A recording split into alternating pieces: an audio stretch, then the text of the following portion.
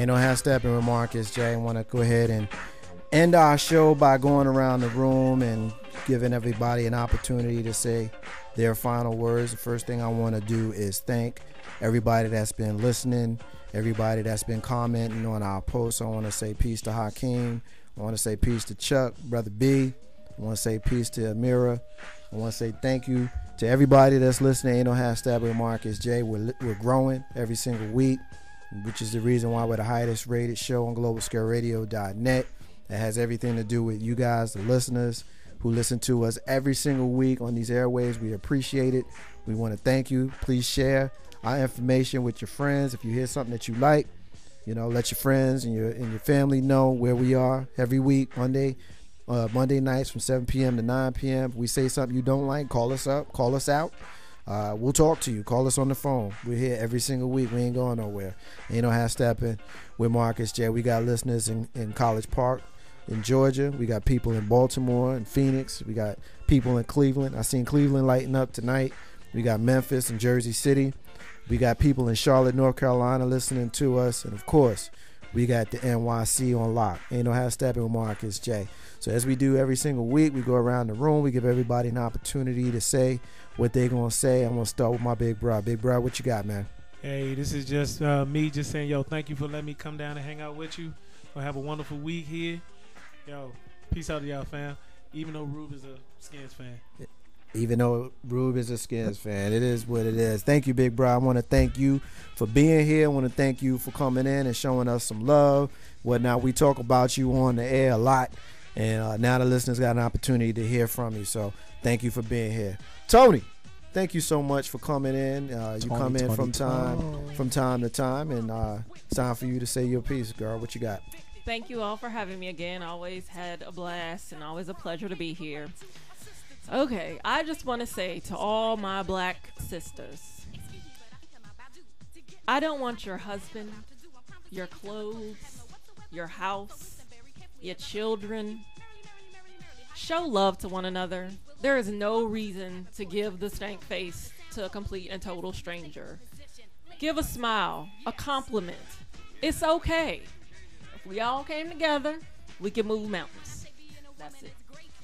That's it, girl. She pretty much cornflakes hour. She pretty much said, the way. Because I agree with her because I've done rants in the past, and I know Rube has as well, about how people sometimes can give you all kinds of attitude when you see strangers in the street and they not trying to speak to you, and if you do speak to them, they look at you like you did something to them. So I can certainly appreciate what she's saying, and good for me, good for you. It is what it is, Tony. Thank you for your appearance. Thank you for your presence. Thank you for your rant. Of course, as you know, you're welcome every single week. As we go around the room, we got Carlton Banks. It's not unusual, brother. I want to say thank you, a special thank you to Deep Run High School. Why am I thanking Deep Run High School? A couple of days ago, somebody decided to deface the football field at Thomas Jefferson High School by driving their car on it and doing donuts in it. Deep Run High School gave TJ $500 last Friday to help support the boosters and to help to get their field back up to a standpoint where we can hopefully have a home game this season, and the field will look halfway decent. So I definitely want to say a special shout out to Deep Run High School for that. Get involved in our youth sports. There are a lot of programs out here for kids, be it soccer, baseball, track, football, volleyball, even golf. Get involved with youth sports. They need us. We need them. It's a lot of fun. I will say that. Didn't have a soccer game this weekend, so my little kids didn't get to run around. But they did get to have a scrimmage last Thursday. In the scrimmage, one of my kids decided he wanted to talk trash to the other kid. I immediately pulled him to the side and said, look, we don't have that on my team. And granted, he probably didn't understand why I did what I did and how I said it. But the fact of the matter is this. Trash talking has its moments. But if your coach catches you, particularly since I'm on the field right there being the referee, you don't need to do that. That's my little corner for today. Marcus, I appreciate being here. Big Rube, your boy gonna play this weekend? Big Rube. Is he gonna play this week? We'll find out Wednesday. We'll find out Wednesday. Big If road. not, will Kirk Cousins start? Hell I just want to know because I'll be damned if you start the other I can fool. start that quarterback controversy kind of situation going on. We'll have to see next No week. controversy. Big Rube, it's time for the smash, brother. Let's smash him. What you got? You know, it's funny that Banks actually talked about kids sports and stuff like that, because that's a little bit of my topic today. On Saturday, before I went up to see my bro, nothing on TV, flipping channels,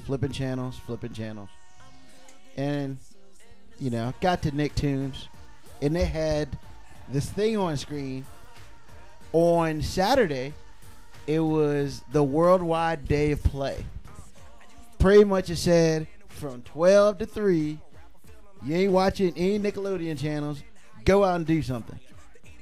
Now, I found that to be good because you have things like the NFL Play 60, which really, if you don't have an NFL team in your location, it don't happen. But as I did more research, Nickelodeon does this every year. They do it for 3 hours on a Saturday. Pretty much say, kids, you ain't watching no stupid tip jar, stupid ass SpongeBob. Go out and do something. Now, to me, I think that's great. Not having children, I feel that that's something good for kids. Now, I implore the parents maybe to do something a little different.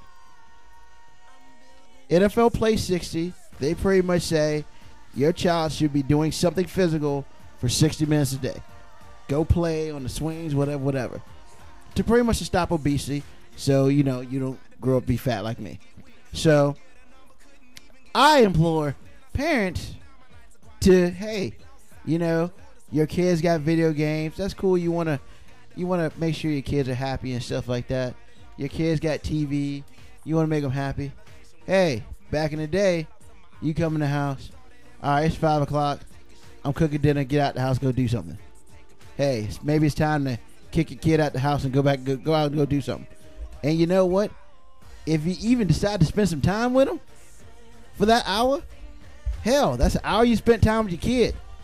You know, we have some parents like Marcus J. and Banks who spend a lot of time with their child, and that's great. But you know, there are a lot of kids out here who get no time with their parents.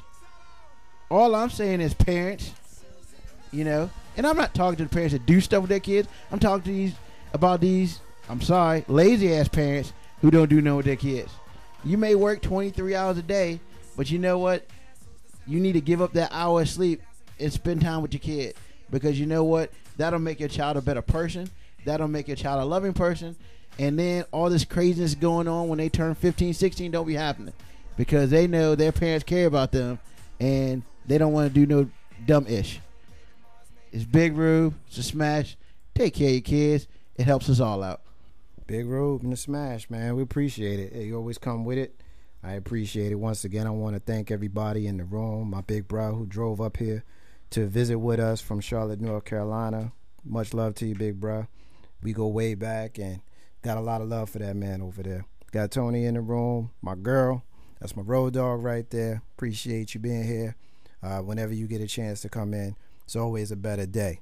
I want to say peace to Carlton Banks, my ace, my phone screener who hasn't really had to do much with regards to screening phone calls, but thank you. I want to say peace to Big Rube, who helps me produce the show week after week, and his contribution is definitely immeasurable. Go ahead and take an opportunity to kind of end the show with my moment as we celebrate today, Columbus Day, October 8th, 2012. We're celebrating the discovery of the United States of America. On October 12th, 1492, Italian explorer Christopher Columbus discovered, and of course, I'm using air quotes, the Western world. All of the Americas, Canada, and Spain, of course, all have holidays that commemorate this day as a day of respect and remembrance. It became a federal holiday here in the U.S. in 1937, though many celebrated this day long before. Christopher Columbus, of course, was an Italian-born, Spanish-paid explorer who sailed west in search of Asia and India, and again, in air quotes, discovered the Western world. Under the guide of the Catholic monarchs of Spain, he completed 4 voyages across the Atlantic Ocean that led to general European awareness of the Western continent.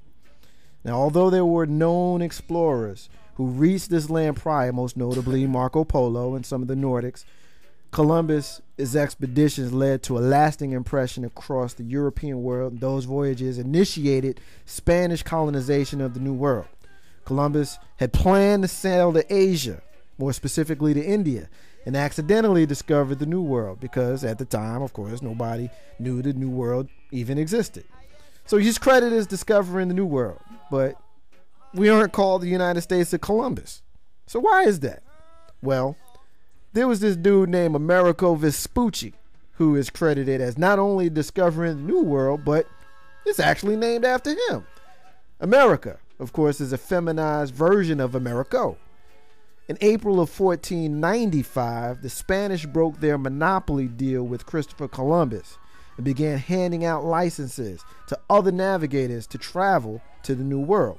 Just around this time, Vespucci was named the executor of Giordano Berardi, an Italian merchant who had recently died in Seville, Spain. Vespucci organized the fulfillment of Berardi's outstanding contract with the crown to provide vessels for the New World.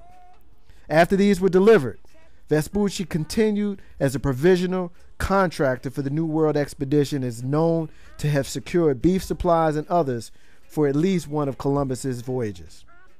Columbus and Vespucci, contemporaries, Italian explorers, credited for exploring and discovering the New World here, the good old U.S. of A.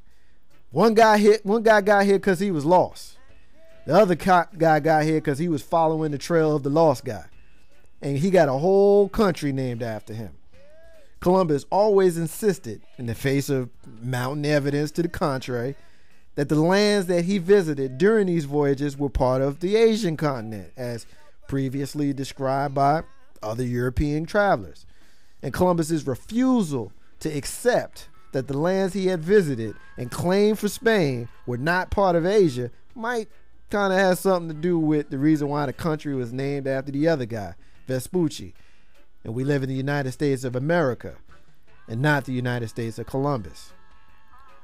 No one takes the time to consider that there were indigenous people here who had a culture and lives and a way of life wiped away by these illegal immigrants. In the generations to follow, the indigenous were left to live on reservations smaller than small cities, and the impact is limited to pop culture references, embarrassing movie roles, and the names of sports teams. Sorry, Big Road. I've always had issues with this, particularly in the world that we live in today, 2012, where we have issues with immigration, where Mexicans are shot at the border, Cubans drowned in the oceans, and Haitians also shot sight unseen before they even reach our land. Clearly, our country was built on immigration. We are taught that the Pilgrims, who came here over 150 years after Columbus and Vespucci, came to our land in search of freedom, religious and political, and settled at Jamestown and Plymouth with the Indians. The Indians. Right, the Indians, the indigenous folk, so named because Columbus actually thought that he was in India. When we distort our history and our facts and not give true props to those who came before us, such as the so-called Native Americans, again, not a real term, we set ourselves up for a culture of trickery, thievery, lies, missteps, and it is taught to our babies on the earliest levels as we learn about our favorite holiday, Thanksgiving. Yeah, right. Don't even get me started on that one. I've got an idea. Check this out, right? Let's all break into a house, crosstown, right? And when the owner comes home, we just tell him, look, dude, I live here now. No hard feelings. You beat. I got you. Be out. Seriously, though, it's difficult to suggest we change mainstream thinking, and obviously we won't change the name of our country and our holidays, but critical thinking makes one ask, why do we celebrate Columbus Day again? That's the Murph. Marcus's unrelated rant that ain't got nothing to do with what we talking about here today. I want to thank everybody for being in this room with me today. I want to thank everybody that's listening to us today. I also want to say peace to all the stars and all the squares. In the abundance of water, the fool is thirsty. Those are the words of Bob Marley. And you know how Steppin with Marcus J. We'll be back next week. Peace.